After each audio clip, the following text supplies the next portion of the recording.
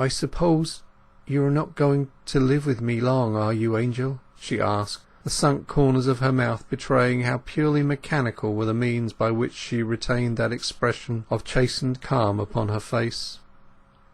"I cannot," he said, "without despising myself, and what is worse, perhaps despising you. I mean, of course, cannot live with you in the ordinary sense. At present, whatever I feel, I do not despise you.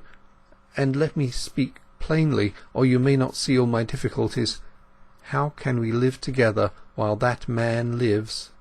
He being your husband in nature, and not I. If he were dead it might be different. Besides, that's not all the difficulty. It lies in another consideration, one bearing upon the future of other people than ourselves. Think of years to come, and children being born to us, and this past matter getting known, for it must get known.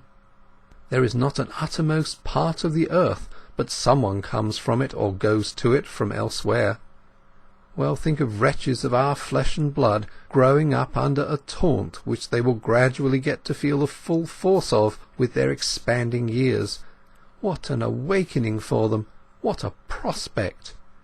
Can you honestly say remain after contemplating this contingency? Don't you think we had better endure the ills we have than fly to others?" Her eyelids, weighted with trouble, continued drooping as before. "I cannot say remain," she answered. "I cannot. I had not thought so far."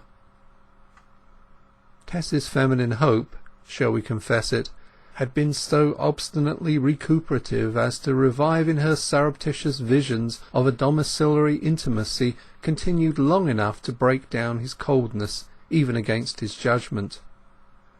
Though unsophisticated in the usual sense, she was not incomplete, and it would have denoted deficiency of womanhood if she had not instinctively known what an argument lies in propinquity.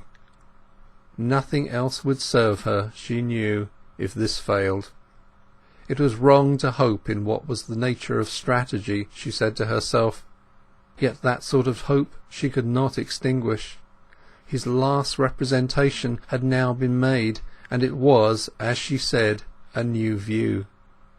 She had truly never thought so far as that, and his lucid picture of possible offspring who would scorn her was one that brought deadly conviction to an honest heart which was humanitarian to its centre. Sheer experience had already taught her that, in some circumstances, there was one thing better than to lead a good life, and that was to be saved from leading any life whatever. Like all who have been provisioned by suffering, she could, in the words of Monsieur Sully Prudhomme, hear a penal sentence in the fiat, "You shall be born," particularly if addressed to potential issue of hers. Yet such is the vulpine slyness of Dame Nature that, till now, Tess had been hoodwinked by her love for Clare into forgetting it might result in vitalizations that would inflict upon others what she had bewailed as a misfortune to herself. She therefore could not withstand his argument, and with the self-combating proclivity of the supersensitive, an answer thereto arose in Clare's own mind, and he almost feared it. It was based on her exceptional physical nature, and she might have used it promisingly. She might have added besides, "On an Australian upland or Texan plain, who is to know or care about my misfortunes, or to reproach me or you?" Yet, like the majority of women, she accepted the momentary presentiment as if it were the inevitable, and she may have been right. The intuitive heart of woman knoweth not only its own bitterness, but its husband's, and if these assumed reproaches were not likely to be addressed to him or to his by strangers, they might have reached his ears from his own fastidious brain. It was the third day of the estrangement. Some might risk the odd paradox that with more animalism he might have been the nobler man. We do not say it. Yet Clare's love was doubtless ethereal to a fault, imaginative to impracticability. With these natures corporeal presence is sometimes less appealing than corporeal absence, the latter creating an ideal presence that conveniently drops the defects of the real. She found that her personality did not plead her cause so forcibly as she had anticipated. The figurative phrase was true. She was another woman than the one who had excited his desire. "I have thought over what you say," she remarked to him, moving her forefinger over the tablecloth, her other hand, which bore the ring that mocked them both, supporting her forehead. "It is quite true, all of it. It must be. You must go away from me." "But what can you do?" "I can go home." Clare had not thought of that. "Are you sure?" he inquired. "Quite sure. We ought to part, and we may as well get it past and done. You once said that I was apt to win men against their better judgment, and if I am constantly before your eyes, I may cause you to change your plans in opposition to your reason and wish, and afterwards your repentance and my sorrow will be terrible." "And you would like to go home?" he asked. "I want to leave you and to go home." "Then it shall be so." Though she did not look up at him, she started. There was a difference between the proposition and the covenant, which she had felt only too quickly. "I feared it would come to this," she murmured, her countenance meekly fixed. "I don't complain, Angel. I think it best. What you said has quite convinced me. Yes, though nobody else should reproach me if we should stay together, yet somewhen, years hence, you might get angry with me for any ordinary matter, and knowing what you do of my bygones, you yourself might be tempted to say words, and they might be overheard, perhaps by my own children. Oh, what only hurts me now would torture and kill me then. I will go tomorrow.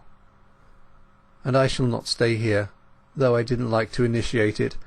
I have seen that it was advisable we should part, at least for a while, till I can better see the shape that things have taken, and can write to you." Tess stole a glance at her husband. He was pale, even tremulous, but, as before, she was appalled by the determination revealed in the depths of this gentle being she had married, the will to subdue the grosser to the subtler emotion, the substance to the conception, the flesh to the spirit. Propensities, tendencies, habits were as dead leaves upon the tyrannous wind of his imaginative ascendancy. He may have observed her look, for he explained, "I think of people more kindly when I am away from them," adding cynically, "God knows, perhaps we shall shake down together some day for weariness. Thousands have done it." That day he began to pack up, and she went upstairs and began to pack also. Both knew that it was in their two minds that they might part the next morning for ever, despite the gloss of assuaging conjectures thrown over their proceeding, because they were of the sort to whom any parting which has an air of finality is a torture. He knew and she knew that, though the fascination which each had exercised over the other, on her part independently of accomplishments, would probably in the first days of their separation be even more potent than ever, time must attenuate that effect. The practical arguments against accepting her as a housemate might pronounce themselves more strongly in the boreal light of a remoter view.